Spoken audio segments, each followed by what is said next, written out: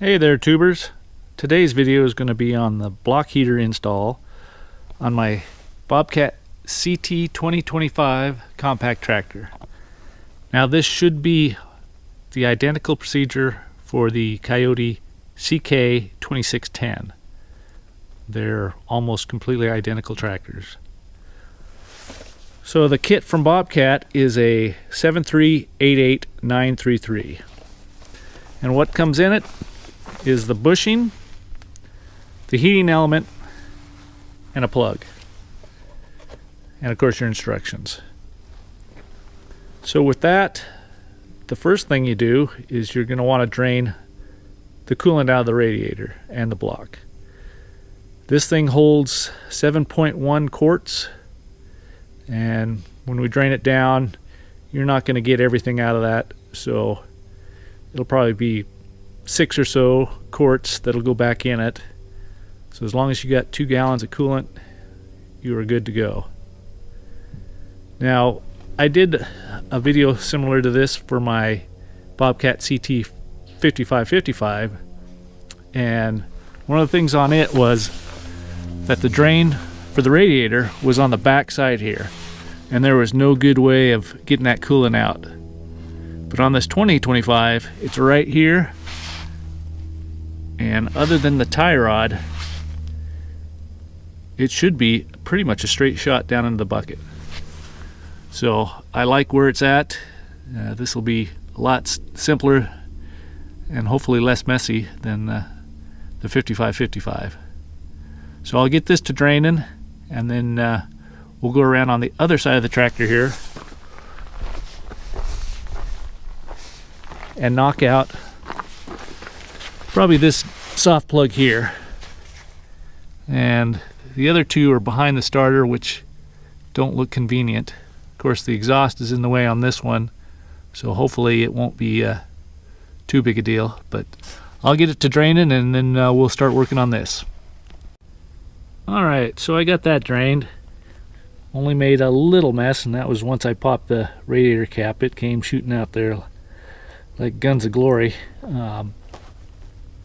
But for the most part, I got it all in there, and way cleaner than the other tractor. And it looks like to me that it's less than 2 gallons, substantially less in there, so should be good on that. There might be a little bit that comes out on the other side here when I start knocking out that soft plug. And what I'm going to do over here, I'm going to take a chisel and a hammer. I'm going to try to get that chisel down here on the bottom and see if I can rotate this soft plug and get it to come out of there. With the exhaust in the way, the only really good spot to hit is going to be down here on the bottom. So I'll give that a shot, see if I can get that to turn, and we'll see what happens. I'll see you in a minute. So I was able to get that to turn, and it didn't take much force at all, and it popped right over. So I'll grab some pliers and grab that thing and pull it out of there. And as you can see, we did lose just a little bit of antifreeze, but not much. So I'll get that out. We'll get that hole cleaned up, and we'll go to the next step. So that plug pulled right out, no problems whatsoever. If you cleaned it up, probably reuse it if you ever wanted to. But they put sealant around those soft plugs when they put them in, so when you pull it out, you just want to make sure that none of it is still in here.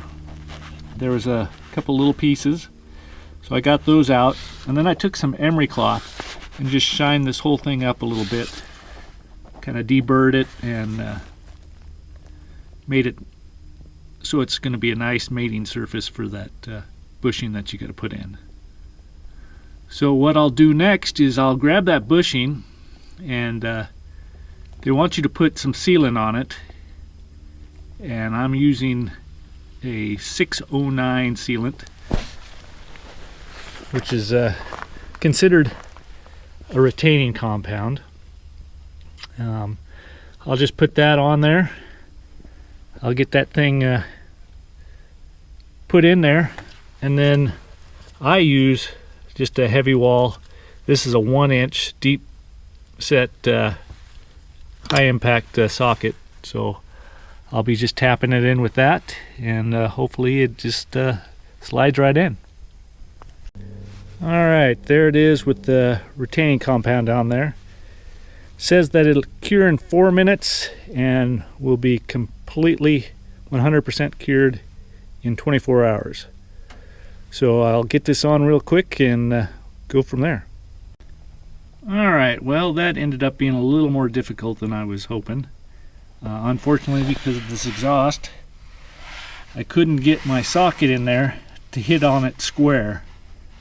So I ended up having to hit on one side, then the other, back and forth, and just walked it in, which it went in fine.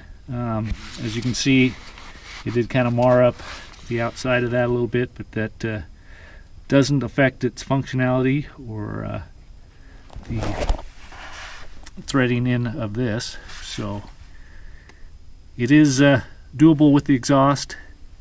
It would definitely be easier to take the exhaust off to get that in, but it would be such a pain in the butt to get the exhaust off and get it to seal back up, because you've got some gaskets here, so you'd have to take these 4 bolts out and then come down here and take this mount out. So, you know, it probably wouldn't have been any different on these, because then the starter's in your way, you can't get a straight shot on those. So yeah, this is the quickest and simplest way to do it, and as long as you don't care what that plug looks like after you're done, it works just fine. So as you can see, I taped up this with some pipe tape. I'll get that screwed in, and then I can start putting the antifreeze back in. Yeah, this is a pretty quick job, so I'll get this screwed in there, and we'll get some antifreeze back in it. Okay, so I got that in there. 1 1/8 wrench will get that tightened up. And then the next thing what you do is you take this end of your plug and basically just push it in there. Now this can go either direction, so you can put it in like that or like this. And this is the way I'm going to put it in, just so that the routing of the wire doesn't interfere with the exhaust here or anything else. So since these do just push in, they can just fall out. I lost one on my other tractor. So what I do now is, once I get it in there, I'm going to route this kind of over in here somewhere so that it hangs down here easy to get. I'm going to zip tie it to this bundle of wires here. Then that way, if it does fall out, I don't lose the whole plug. So I'll get a zip tie and finish getting the fluid in this, and we'll fire her up and see if we got any leaks. Be right back. Alright, so there she is, all installed. I got my zip tie down there, so if for some reason that comes loose, I'm not going to lose it. And I ran it here for a little bit, and I don't see any leaks. I've hosed it off, and I'm going to run it around a little bit, get it warmed up, let it dry some of this water off, and then I'm going to park it inside for the evening, and that way if there is any leaks, they should show themselves on the floor in the morning, and if there is, I'll let you know. But as of right now, it's leak free.